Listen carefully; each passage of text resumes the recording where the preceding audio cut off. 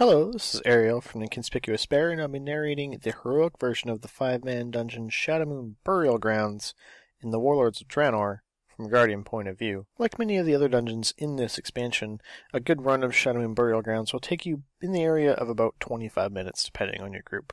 Obviously, this group is pretty much comprised of 14 heroic raiders, so our run may be more or less smooth than your average run, but just a reminder to, as a new heroic dungeon, don't rush headlong into things. This video is intended for you to know or have some sort of idea of what the mechanics of all the trash mobs and bosses are, so that you don't feel like a complete tool when you're going to LFD, since Proving Ground Silver does not prepare you for this at all. Anyway, moving on. First trash pack. There is 2 skeletons and 1 caster. The caster will cast heals and shadow bolts.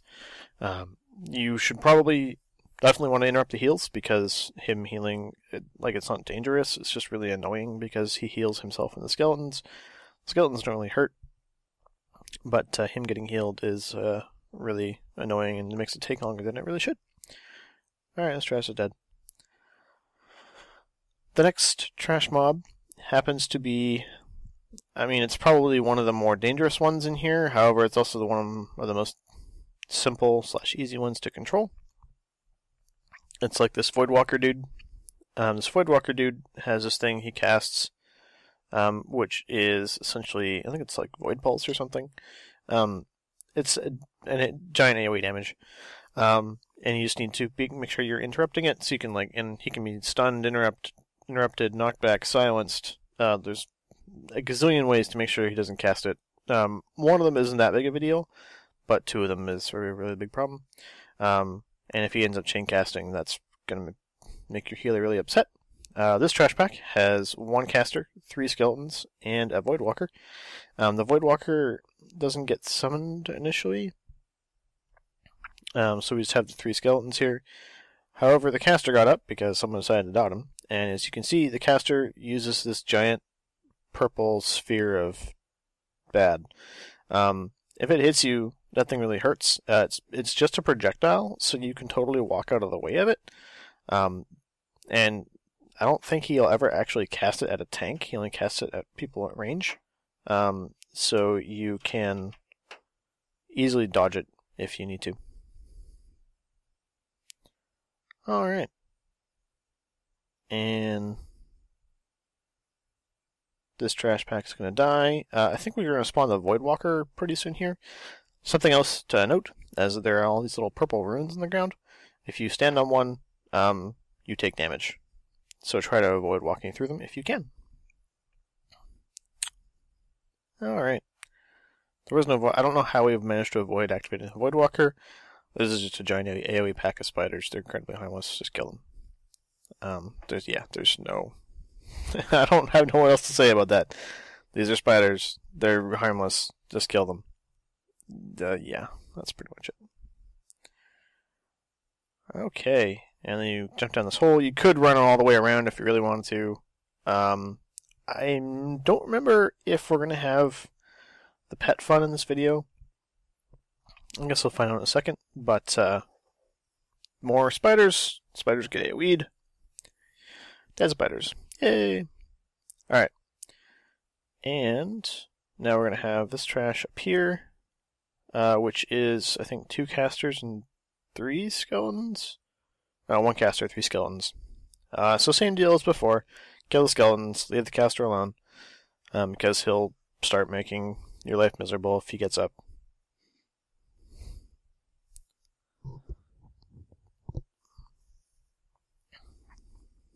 Alright. Skeletons are dying. Skeletons are dying. Skeletons are dying.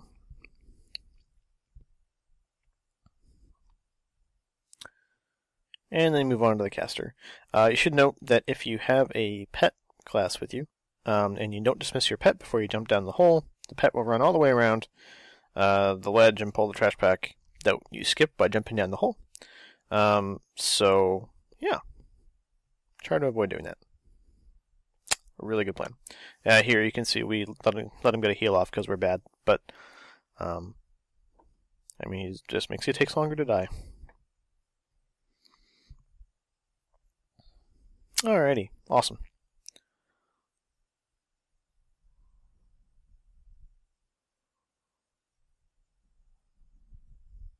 Alright, so this pat, you can get around these two if you are patient enough. The fact that there's two Voidwalkers may be a problem for some pug groups, because, I mean, as a Guardian, you can control one indefinitely on your own, so that's not a big deal. But you know how pug DPS are. They don't necessarily know how to interrupt or crowd control or anything like that. So if you have two Voidwalkers that are allowed to free cast indefinitely, you're going to wipe. That's just what's going to happen. So make sure that interrupts are going out as appropriate.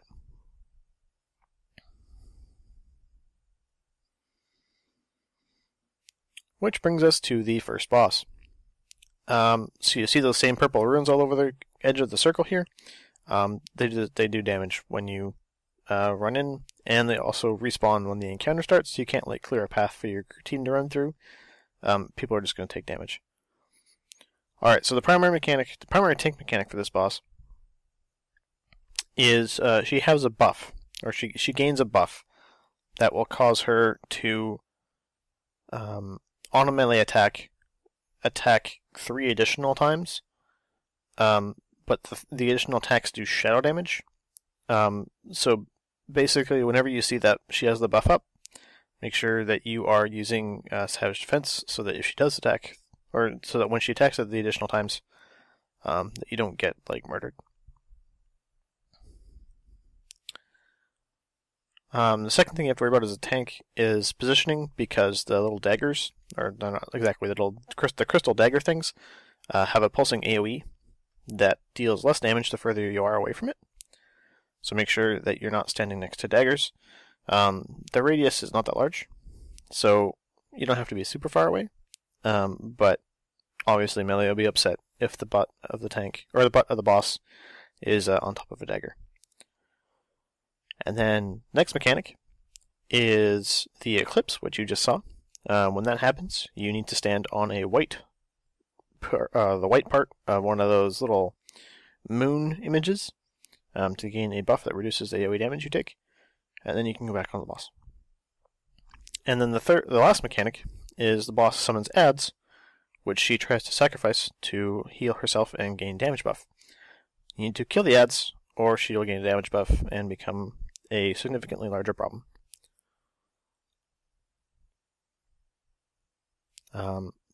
Be very careful about positioning on this boss. It's very likely that for many pug healers this will be a problem, simply because the amount of AoE damage is really high for this boss, and not everyone is used to the new healing model in Warlords. And here we go. Boss is dead. Awesome. Okay. So the trash to the next boss is not difficult in any way, it's just really, really annoying. So we're going to go up this ramp and engage the first trash pull, which consists of some, all the trash in the next boss. It consists of these dudes with the purple lightning and these spirits. I think the purple lightning is like a damage thing. And it can be interrupted and stuff, so do that. But otherwise, I don't really know. I'm pretty sure the spirit's just melee, and the caster dudes just like to do this caster thing where they channel this lightning ability. That's all I ever really figured out, to be honest with you. So I don't know really much anything else. Okay, and these guys are going to die.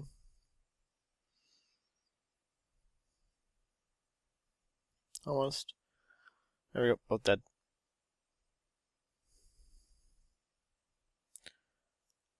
Alrighty. And this guy's going to die pretty fast, because he's the only one alive. Awesome. Now we pull the next one. This guy's going to res some spirits from the graves here. So you gotta pull them, or get aggro on them so they don't go eat anyone. Alright, that guy's dead, and then you just have a couple spirits, which are relatively harmless.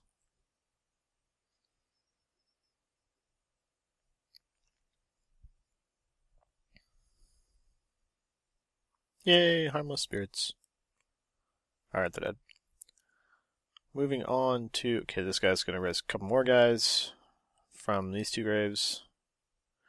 I will notice, or I will note, that up ahead you can see some little square... I guess I'll call them doodads in the room ahead, in the next boss's room. Those are like kind of like traps. If you step on one, it spawns an ad. So during the next boss, you need to avoid stepping on those because they'll spawn extra ads. The extra ads aren't really that big of a deal, but you know, as always, you want to be a good tank and not a bad tank. You'll have to step on one in order to get into the room. That one. So just kill it first. Someone decided to step on another one because they're dumb. And primarily, you don't really have to worry about these because the traps are all on the outside of the room, and you'll be in the center of the room for pretty much the entire encounter. So the traps aren't really a thing that you have to worry about. It's more of a thing that others have to worry about. Okay. And now we engage the second boss. This boss has a few mechanics, and I'll kind of talk about them as they come up on the screen. The first one he's going to do, I think, is going to be his frontal cone shock thing. That. Yeah, his frontal cone shadowy damage thing. Make sure he's not pointed towards the rest of your party, so that the healer only has to deal with you taking damage. This is this other thing, this thing where he sucks people in. This is basically a Reeve clone. If you've never done Heroic Paragons, you don't know what Reeve is. Basically, he's just sucking you into the middle and doing damage to you the closer you are to him. This is the second phase of the encounter. Each individual person is shifted into a different phase, and they have to kill a copy of themselves and then click on this white nonsense to get out. It used to be tuned way higher in beta, but now it's not really that big of a deal. So you don't have to worry about that being a problem for you. It can be a problem for some DPS that have lower survivability. Either their gear is bad, or they just don't know how to use their buttons. But as a tank, it's a non-issue. And the final mechanic is this thing. He will drop circles on the ground, and you need to not stand in them, because a projectile is going to land there, and it's going to hurt a lot. So yeah. Dodging projectiles and not standing in void zones. That's the entire fight. And it's basically just a repetition of that. Is the encounter. And then he'll do the suck-in thing again.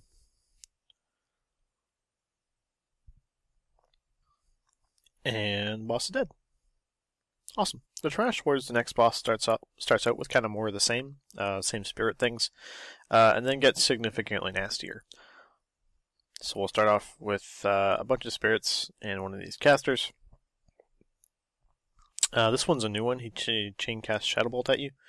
But there's also the old ones with lightning. This pull is kind of nasty because there's 4, and it's really easy to get other ones if people step on the traps and whatever. So don't be afraid to use Survival Instincts here if you really have to.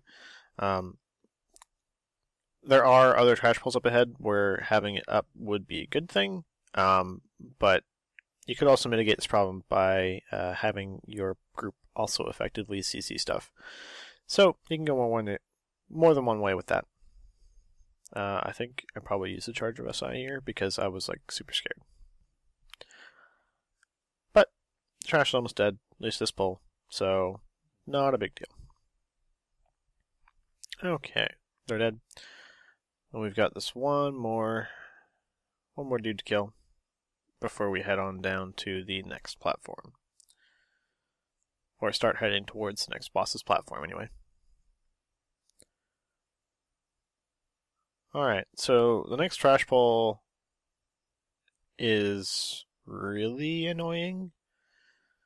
I can't remember if it's bats or spiders. I guess we'll see in a sec. Walk out here. Okay, so that huge spider there, I hate those things. I hate those things a lot. They have this thing called, like, deadly venom or something. And if the cast gets off, it does like massive amounts of damage. It's like 100k, 125k damage. It's really, really big. So you pretty much have to sit on the big spider and make sure it doesn't cast anything on you, or you will probably die. Also, the 2 bats put a stacking dot on you because they're assholes. So you also have that problem to deal with. This pull is This pull isn't actually so bad. There's a pull after the next boss that's like fucking horrendous. But this pull isn't bad. And then next, this is kind of like just a gauntlet, and you just keep running down the ramp here until you get to the bottom. There's little spiders that don't really do anything. And you run, and you run, and you run, and you run, and you charge right into these 2 big spiders over here. And same deal, these are the same kinds of spiders that I talked about initially, where you have to make sure that you interrupt the venom spell. Don't worry so much about the burst spell, just worry about the venom spell. And these 2, if you have 2 of them and they both get their venom off on you, you're probably going to die. And there's actually an example of that shortly after the next boss that I can show you of that happening. So yeah. Alright, these 2 spiders are dead. So we're gonna fight 2 different worm-like creatures. Things like they're kind of like the worms from Rag's Trash, but they're not red. They're blue. So yeah, they'll do this thing where they like throw themselves on the ground and like knock things back if you get hit by it. The graphic is very representative of where the smash is going to be, so you don't have to be like overly cautious about it. Just make sure you're out of it. And of course, we've got these bats and their stacking dot, which nobody likes.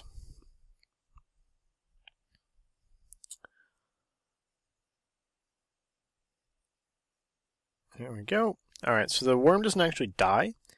He actually just submerges because they're part of the next boss fight. So make sure you deal with the bats before you pull the next worm. And they're almost dead anyway, so that's fine. Die, bats, die! Alright, so we got the next worm. And I'm sitting here complaining that the dot is really annoying. Alright, so I'm going to do the next worm. There's 2 worms that are part of the next boss. We already attacked the first one. Now we have to deal with the second one. And if you get hit by that smash, you will actually get knocked off of this bridge and into the water. There's no real easy way to get out of it, so you have to swim a lot to get to a thing that will pop you out of the water. I have successfully charged them after getting knocked back, but you have to do it like almost instantaneously, otherwise you'll get the no path available error, because it thinks you're like off the bridge. And here's the third boss. Third boss is actually, he's annoying if you have a bunch of ranged, and you'll see why in a second. Alright, so this boss has the same knockback ability that we saw on the trash worms, which he will do, well, that's his little spit thing. Where's his knockback?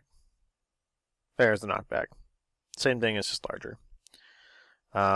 The next thing you can see is these little, see the pool with the arms coming out of it, and the ick and the gross. You want to avoid that, except for when he starts doing inhale, then you want to go stand in it. Now, as I mentioned before, if you don't have any melee, you probably won't get a pool in range where you can get it. So you need to run out to one before he starts inhaling, because if you don't, you will probably get inhaled, and then you start taking damage, and then you get spit out. Yeah, it's just a big mess. So you can see there, the 2 worms pop up after the first inhale, and they will start causing a lot of problems. There I got knocked off by one of the worms, because I moved out of his smash, but not into the other smash. And if there's no tank for the boss, he will start spitting a lot. So it's not like, it's obviously completely recoverable because we just did it, but it's not the best thing in the world. And there's a smash. The DPS will take care of the other two worms. You cannot tank one of the worms and the boss at the same time.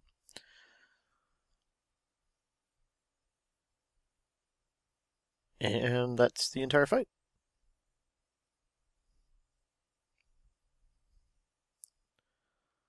And the boss should die very shortly.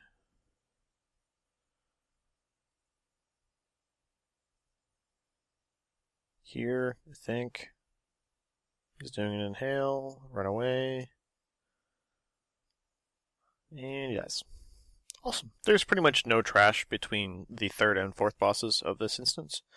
So you'll kill this boss. Oh, okay, I lied. There's 2 trash bowls, and one of them is the worst one in the entire instance. So you'll end up with 2 big bats and 2 big spiders. And this is just a horrible, horrible experience. I made the mistake of not paying attention to their death venom. And I died right there. So you can see that I let both of the death venoms get off, which is really bad. And you're also probably going to be pretty slow, or pretty low, just from the bat damage. Because the bat, like the dot and all the melee swings and the noxious bursts, like, if you let one death venom get off, you die. And it's really, really annoying to deal with. My group will actually end up killing all this trash without me. So it's not, like, the end of the world. But again, as I said, this is a group of 14 heroic raiders, so you would expect that they would be able to handle a simple trash pack by kiting and CC and so forth without having a tank up. So, I think... Okay, the bats are dead. And we're just killing a spider now. Alright, so everything's dead. And then they're going to come res me. The last trash pack in this instance is 2 of those Voidwalkers that I mentioned before.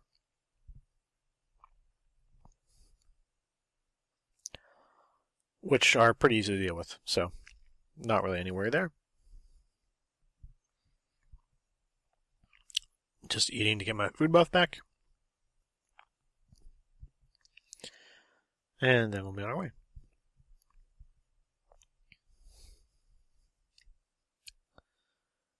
Alright, we're going up the stairs here, and the 2 Voidwalkers that I mentioned are right here.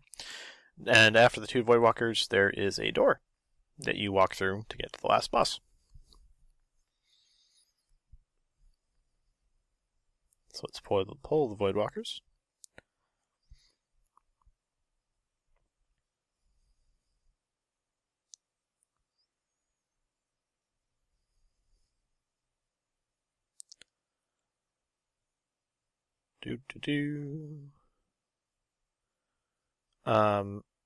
Oh yeah, right. And there was some lack of interrupting going on, that's why people died. Because I was interrupting mine, I don't know what other people were doing.